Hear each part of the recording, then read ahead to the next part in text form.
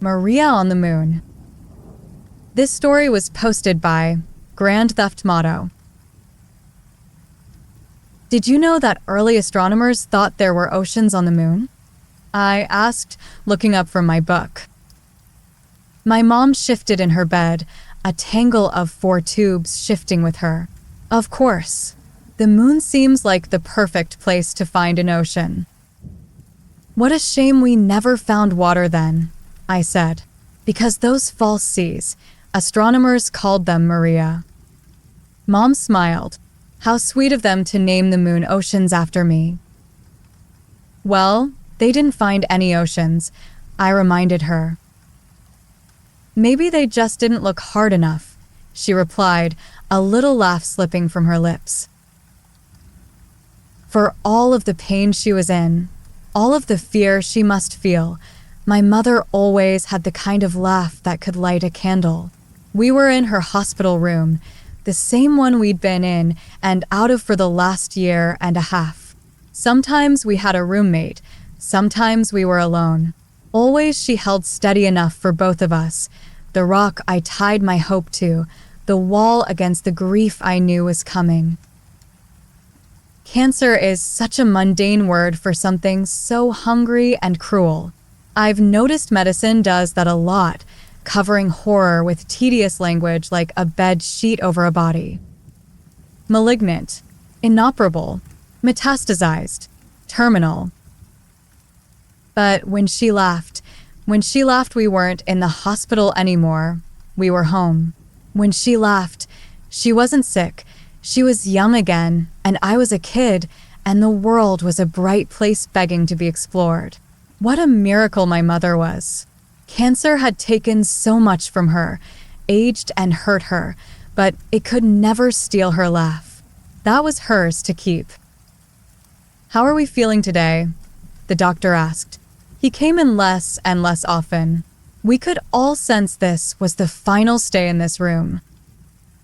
Just brilliant, Doc, my mom said, struggling to sit a little higher. We can still go dancing later if you'd like. Though we'll have to ask for my son's blessing. Ever since his dad died, Brian's been very protective of me. I put on a stern face. I'll need to know your intentions are pure, Dr. Bradshaw. As the snow, he played along. But I might need a rain check on the dance, Ms. Willen. I'm not as young as I used to be. He emphasized his age, running his fingers through gray-white hair. My mom tapped her bare scalp.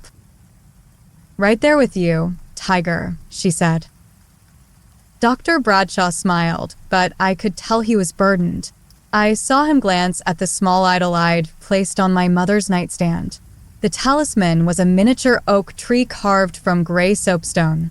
There were 4 faces etched into the tree, a sentry against ill health and bitter spirits. I could tell the stone tree made the doctor uncomfortable. In all honesty, I had a tough time looking at the idol for more than a few seconds. The faces were each whittled in vivid expression. The face closest to my mother's bed was smiling kindly, and the face pointed towards the door was snarling, meant to ward away harm. The final 2 faces were both weeping. All 4 shapes were too human, too raw. There was a weirdness to the stone tree that put people on edge, but I'd grown used to every shade of weird you can imagine. My mother's side of the family was full of stories of unexplained luck and mysterious tragedy, whispered secrets and unexplained deaths. By all accounts, my maternal grandmother was either an honest-to-goodness witch or full-bore, high-caliber crazy, or both. Probably both. The stone tree was from a box of my grandmother's things I'd found in the attic earlier that month. Maybe it was just a coincidence, but my mom did seem to get a bit better when I brought in the talisman, at least for a little while. I was daydreaming about family history and the odd box while Dr. Bradshaw checked his charts and Mom's vitals. "Can I talk to you for a moment?" he asked, ripping me back to reality. Dr. Bradshaw tried to keep a light tone, but I could tell he didn't have good news. The hospital hallway smelled like ammonia and birthday cake. Someone must have had a party, maybe a patient, maybe a nurse. Strange how you remember the insignificant details while your world is crashing down around you. I'm so sorry, Dr. Bradshaw told me. The results came in this morning. It's spreading aggressively.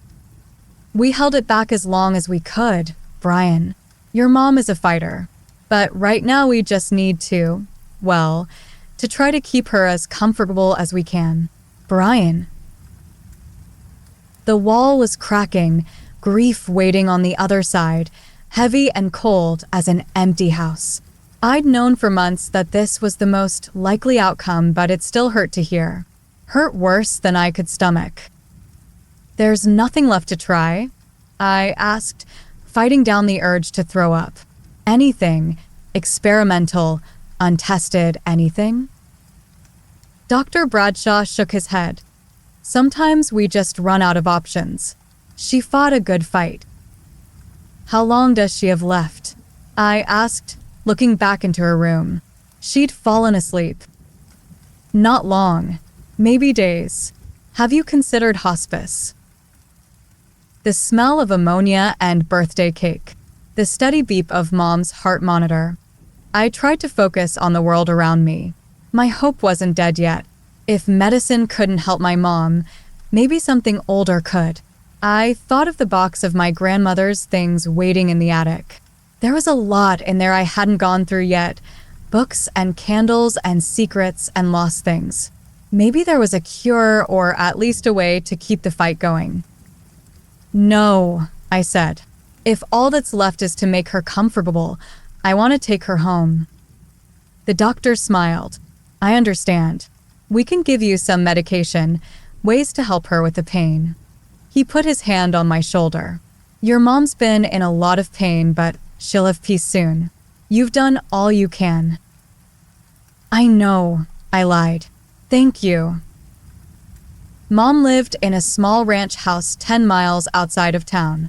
There wasn't much in the way of neighbors besides some woods and a creek slithering through her yard. It was a windy, warm March afternoon when I took my dying mother home. That night I began my work. I was going to turn the house into a bunker, a maze death could never solve. I would keep my mother safe. I would find a way to keep her alive. The little red book was full of ideas. Running water was an obvious place to start. The creek behind the house was barely a trickle, but it should provide some coverage to the south side of the property. Salt was next, lining the doorways and window frames, then in an unbroken circle around the entire house. This step was to be repeated daily, the red book stressed, or even multiple times per day. Even a moderate breeze played holy havoc with any salt poured outside, so it was always best to trace and retrace every few hours. Water and salt were common defenses against man's oldest enemy and well known. The book offered other, less conventional, advice. It took me nearly a week to finish carving the symbols and signs into the walls, the floors, even the trees on the property. Sometime around noon on the third day, on my back in the crawl space etching strange marks onto the underside of the floor, it struck me how ridiculous I was acting. There was no proof that any of the information in the little red book was anything other than the delusional ramblings of a bizarre woman I'd only met once or twice as a child. For all I knew, the runes meant to ward off death were actually a grocery list written in Cantonese. But I was desperate, and every time I saw my mother, she looked frailer, more fragile. So I continued carving and praying and building layers upon layers of protections to keep death far away. Making my marks took me all over the property. It was a big yard, nearly 3 acres that blended gradually into the surrounding forest. I wasn't able to pinpoint the exact boundary where cultivated met nature. The edges simply bled together, but I did my best to create a clean border with lines between the symbols. I'd always loved the wildness here, the way you could wander a few hundred yards away from home and feel like you'd traveled hundreds of years into the past to somewhere primal. This was the perfect playground for a kid, Whether I was out exploring trails or trapping minnows or spending the summer building yet another treehouse, convinced this would be the final one. It never was. I was never satisfied. The house itself, though small, had more than enough room for my mother and me. Dad died when I was 7. I don't remember much about him, just how big he seemed, with a bonfire grin and arms that I thought could hold the whole world. My mom often said I took after my father.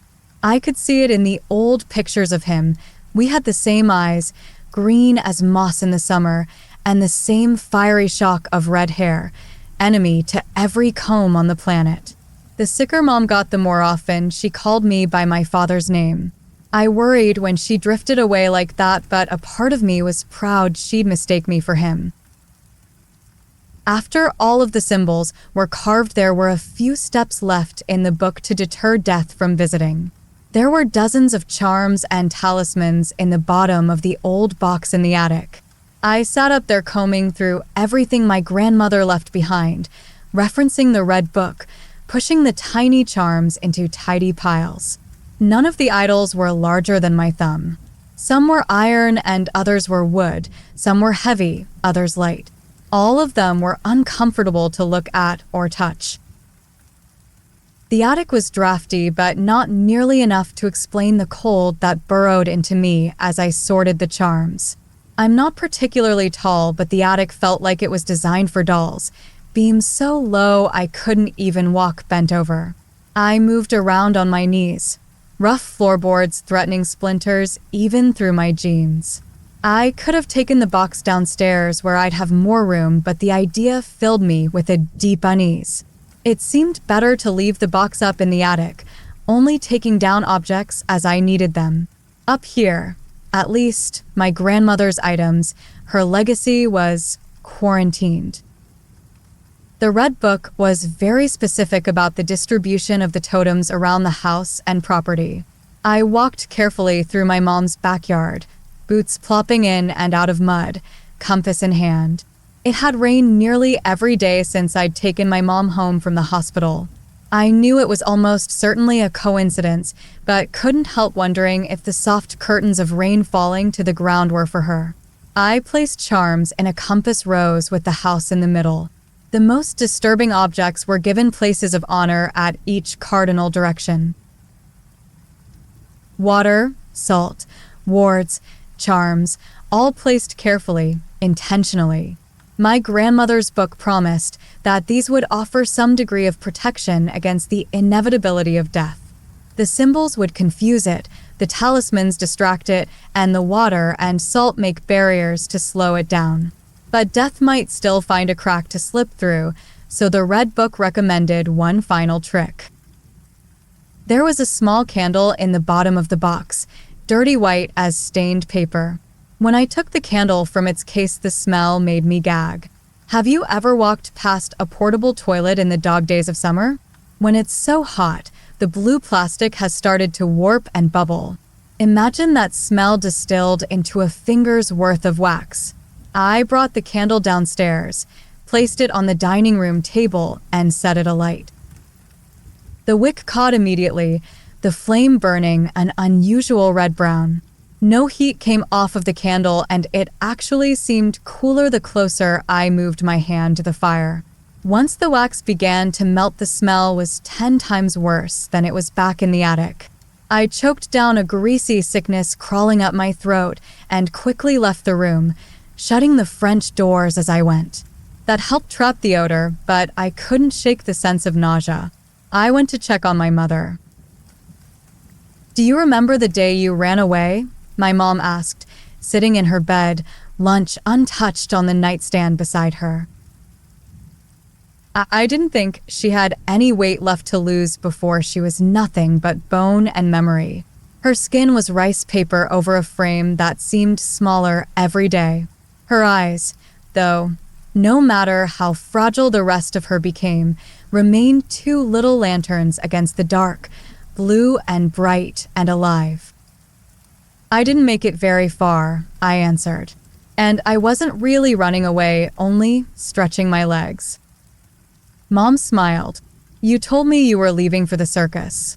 You wanted to be either a lion tamer or a strongman or maybe a fire eater. I think I wanted to be all of that combined. Young me was big on multitasking. My mother turned so she was looking out the window into the yard.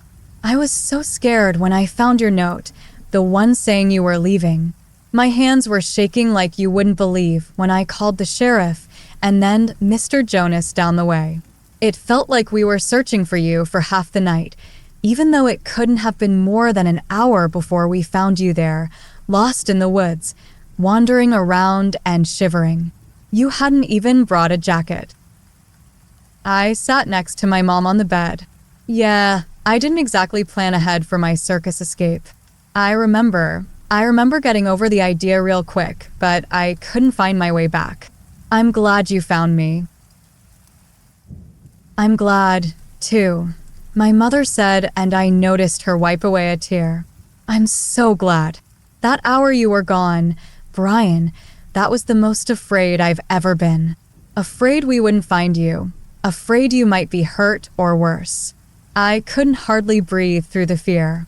Then, suddenly, you were there and the relief nearly knocked me over. I think we stayed up together the rest of the night watching the stars. I wanted to make sure you could find the North Star in case you ever got lost again. She turned back to me, reached out her thin hand, and placed it over mine. There were still tears in her eyes, but she smiled her lighthouse smile, and for a moment, I saw her just as she used to be, just as she was the night I ran away and my mom found me. I squeezed her hand. I was scared, too. I was afraid I'd be stuck out there. What made you think of it? Well, I've been thinking a lot about dying lately and Dash. Don't, I interrupted. Don't talk like that. You're not going anywhere, not for a long time. It's okay, she said, squeezing my hand back. It's okay. I've known real fear and what I'm feeling now. It's not like that. I'm scared, I guess, but I'm at peace with it. I had such a beautiful life. I'm so glad I got to meet you, to be your mom. I'm glad, too, I whispered, voice breaking on the last word. But I won't let you go without a fight, I added silently in my mind.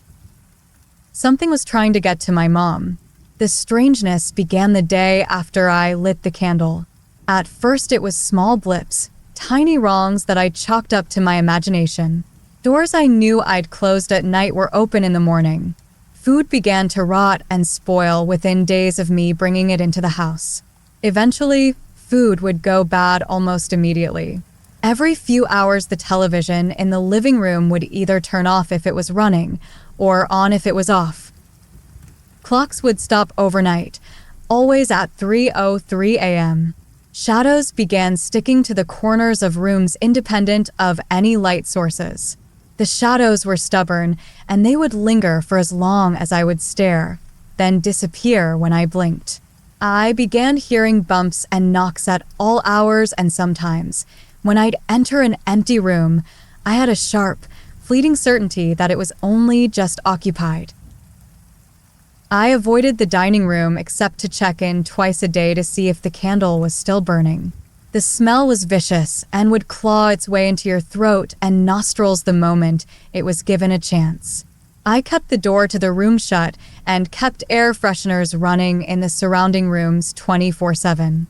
The funny thing was, the candle never went out, never even seemed to shrink. I could see the wax melting, but day in and day out the candle refused to change. Days marched into weeks, and the wrongness only grew deeper. My mom and I both lost sleep to vivid nightmares that we couldn't remember when we woke up. Only the echoes remained, but those were enough to leave my pulse sprinting until morning. I started sleeping in a chair in my mother's room. I did this to comfort her if she woke up confused during the night, but also because, if I'm being honest, I was too scared to sleep alone. I felt like a child running into his parents' room, convinced there was a monster under the bed. Thing is, maybe there was. By the third week, I couldn't keep doors closed. They would slam open the moment I left the room. A terrible scratching began inside of the walls. I told my mom it might be squirrels or mice, but the sound was so insistent. Not like rodents milling about, more like a dog wanting in. I stopped leaving the house for supplies. Instead, I had what little food we ate delivered. I kept the curtains drawn. There was tapping on the glass every night. About a month after leaving the hospital, we were living like zombies. The dining room couldn't contain the smell of the candle anymore. The entire house was clogged with the scent. Tiny noises had graduated into full-on laughs and screams and whispers in the rooms around us. Something kicked the bathroom door so hard while I was taking a shower that the hinges warped. I covered every mirror in the house. I'd started to see things in the corners looking back at me, half-hidden faces, shapes that skittered away as soon as I turned around. Mom was drifting further and further away. She had long moments of confusion where she'd forget my name, forget where we were. Sometimes, she'd think I was my dad. Other times, she'd just stare at the wall for hours, growing fainter and fainter each day like a Polaroid left in the sun. But she was alive. It was clear that we were under siege by something. My world shrank to only one room, and every trip to the bathroom or to answer the door for food felt like going over the trenches. The noises kept getting worse and worse, the shadows closer, the sense of movement around the house sharper. Every now and then I would feel a hot breath on the back of my neck or walk through a cold patch hanging in the air. I stopped bothering redrawing the lines of salt around the house. I knew, deep in my bones, that as long as the sickly candle burned, death could not take my mom away. On the 33rd day after leaving the hospital, I woke with a start from a nightmare, only to find my mom's bed empty. She hadn't been able to walk the past week at all, so my first feeling was hope that she might be improving, at least a little. Then I noticed the odor we'd been living with for weeks was gone. "Mom," I shouted, running barefoot out of the room. I found her in the dining room, the door wide open. She was standing at the table, frail as a neglected scarecrow, bobbing back and forth. Her hands were hovering over the candle. The flame was out. "Why did you do that?" I whispered. Mom, are you okay?" I padded into the room, the wooden floor freezing cold. My mother didn't react to my presence. She just continued rocking side to side. I realized she was still asleep. "Mom," I gently shook her shoulder. "Wake up." Her head snapped back and she nearly fell. I caught her on the way down. It felt like she weighed nothing at all. "What's going on?" she asked, looking around the dark room. "You're okay," I told her. "You were sleepwalking." "I was having the most unusual dream," Mom mumbled. "There were so many stars and—" She began to shiver uncontrollably. The cold hit me a moment later. I let out a gasp. The house was chilly before, but the dining room was near Arctic. My breath bloomed into a thin cloud in front of my face. I became acutely aware of the complete silence filling the house. Then I heard scratching. It was coming all throughout the house, deep tearing sounds at the walls around the dining room. Footsteps came immediately after, heavy and fast. Somewhere in the house, a window shattered. "Brian," my mother said, holding on to me. "Don't worry," I said. "Everything will be." My voice deserted me as a massive shadow unfolded in the corner of the room. It was shaped like a man but tall, so very tall. And it was fast. Before I could yell, the shadow was on us, pouring over my mother. In the space of a heartbeat, she was simply gone. "No," I whispered, clawing at the dissolving shadow where my mom used to be. The shadow was disappearing like a puddle sinking into the floor. There was a texture to it, oily and too slick to hold. I thought of my mother the night she found me lost in the woods, the night I'd run away. Her face filled my memory, her lighthouse smile. I remembered the relief I felt when she found me, the overwhelming love. I held on to that feeling, clutching it close. "You can't have her," I whispered. I closed my fist around the last threads of the shadow. There was a terrible sensation of pulling.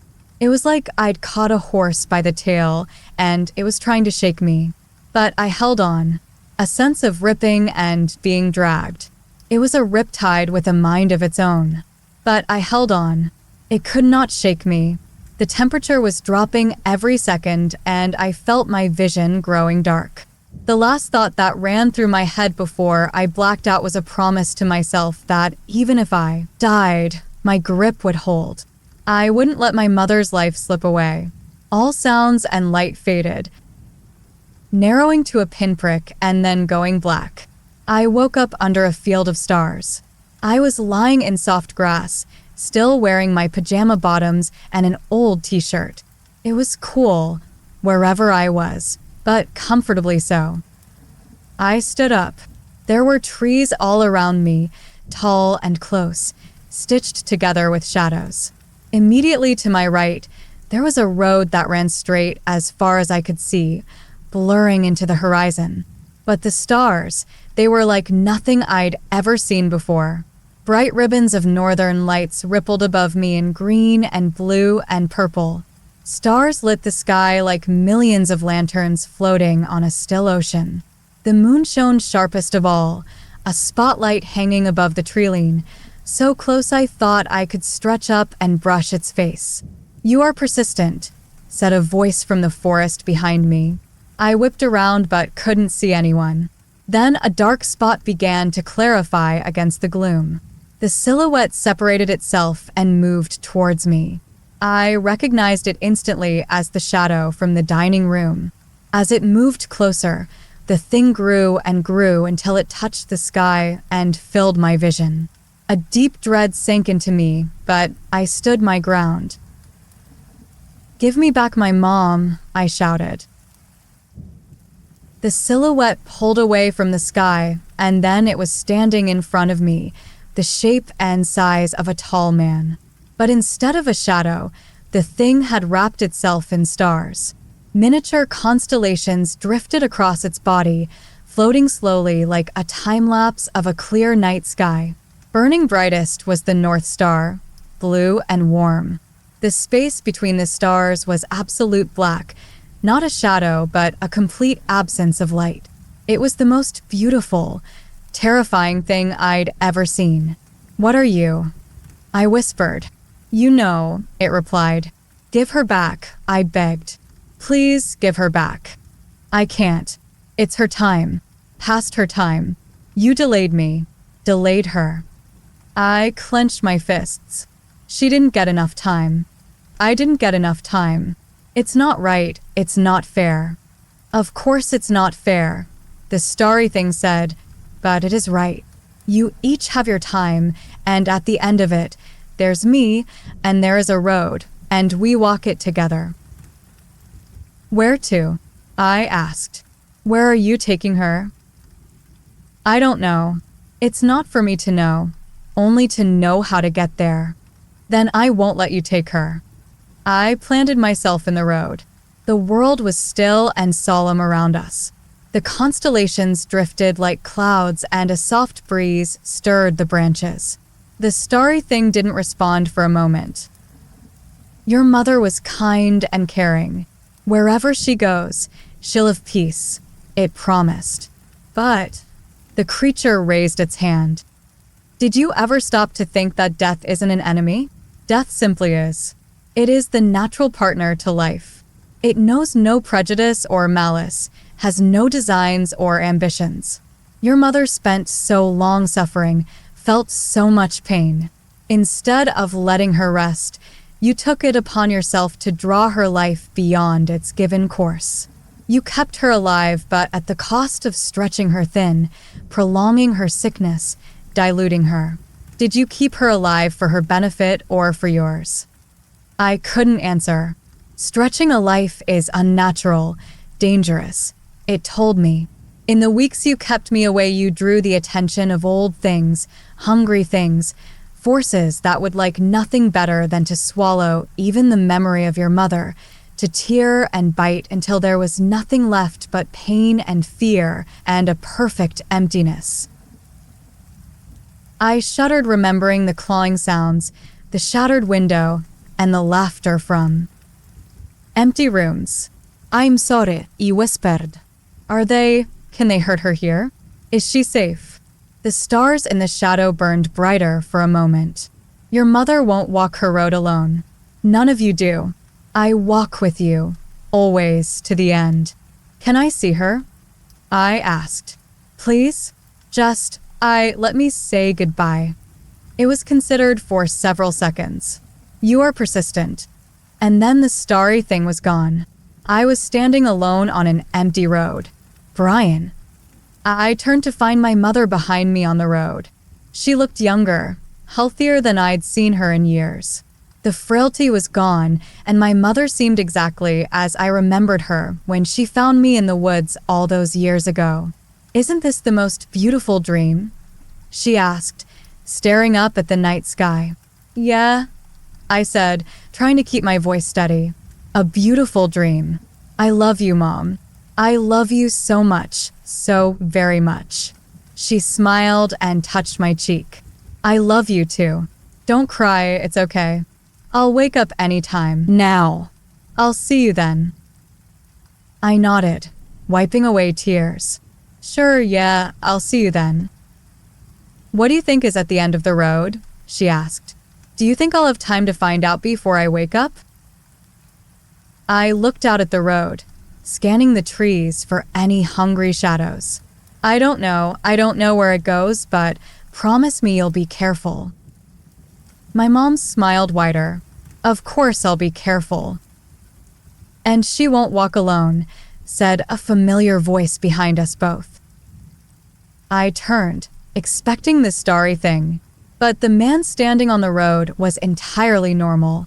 The light from the moon was enough that I could see he had moss-green eyes and a bright shock of red hair. "Such a beautiful dream," my mother said. The man came towards us and took my mother's hand. He and I looked so alike, I could see why my mother confused us when she was sick. "Take care of her," I told the man. Please take care of her. Make sure she gets where she's going. There are things out there that want her, to hurt her. It's my fault. I'm sorry. I'm so sorry, Dash." The man squeezed my shoulder. "She'll be safe, watched over. If the devil himself is waiting on the road ahead, he'll move. Or he'll be moved." I believed him. Thoughts raced through my head. There were so many things I wanted to say, questions, a million ways to say goodbye. I wanted to stretch out the moment for as long as I could, but I realized I'd already delayed my mother enough. "I love you," I told them both. "Goodbye." I woke up back in my dining room, sitting at the table, the unlit candle in front of me. The house was quiet and still. There was no more scratching, no sound or sense of life at all. I walked through every room. The house was empty. I was alone. I've spent the past couple months working on the house, erasing the marks I'd made, fixing up the property. Some nights I take long walks out into the forest. I'm far enough out in the country that on clear nights it's like looking up at a sea of stars. I think about my parents the most during those walks. I grieve and remember in my own way. And I wonder where their road went, if they're still traveling or if they reached their destination. I hope that their road takes them to strange and beautiful places.